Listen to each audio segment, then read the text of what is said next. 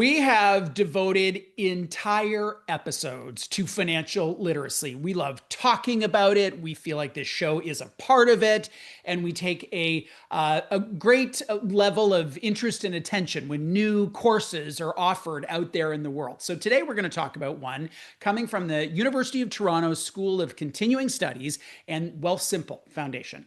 And this one is specifically focused on Black, Indigenous, and racialized youth. The co-creator of the program is Martina Besteiro, and she joins us now to talk about how it works. Hello. Hello. Thank you so much, Bruce, for inviting me. It is our pleasure. There is a near infinite number of courses and programs and books and platforms and to get at this challenge we have in Canada about financial literacy. You still felt there was a gap. What was the gap that you were trying to fill? Well, first of all, I feel particularly within our community, there's this disconnect in our relationship to finance. And then if we drill down to even the younger parts of our community, we really don't have that introductory in terms of finance. I know Minister Lecce, when he was education minister, had started a mandate to have financial literacy integrated into grade 10. Right. And that's great. And now they want to skew obviously even lower in terms of the elementary age, which I think is even, a better option. So it was just something that prompted me to start my own initiative and start to service the community in that format.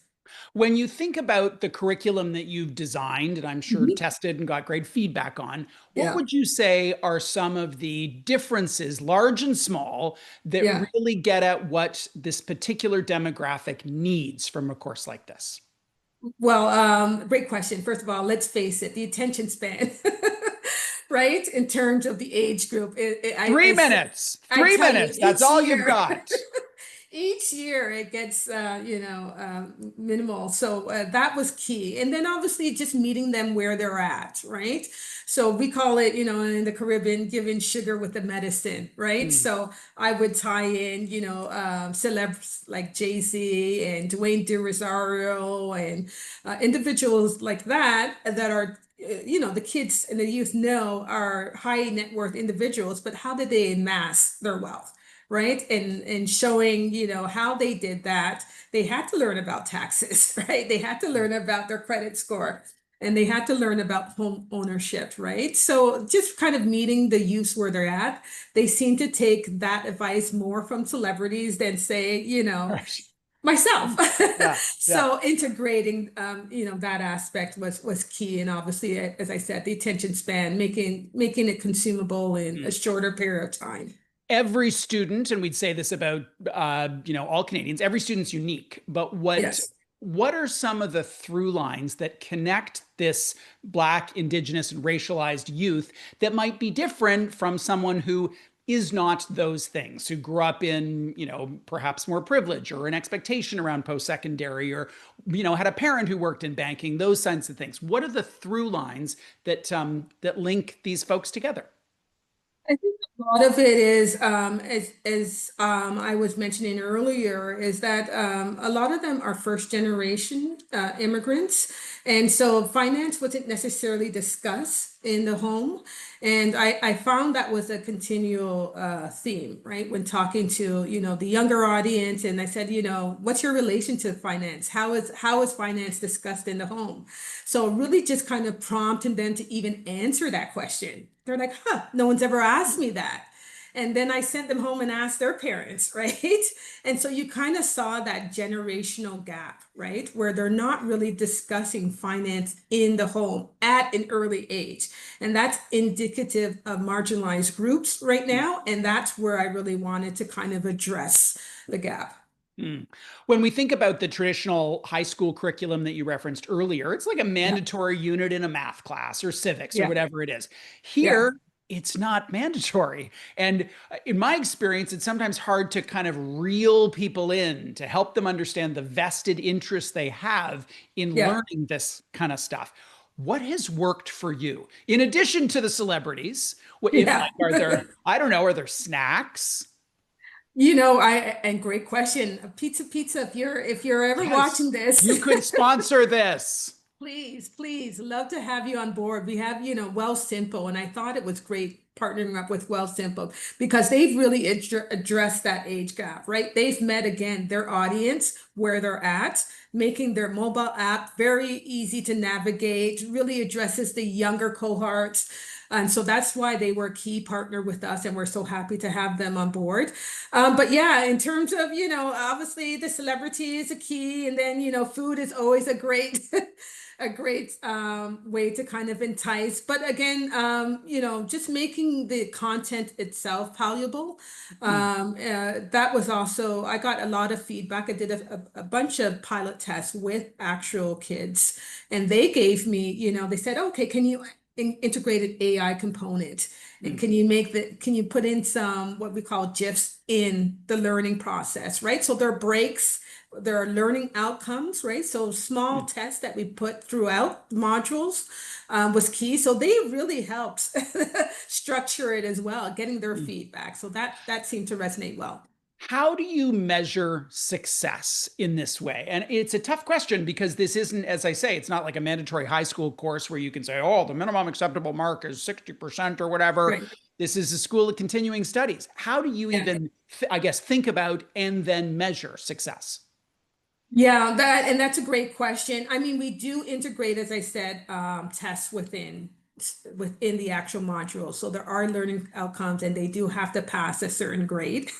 So that is a measurable, that's a tangible metric.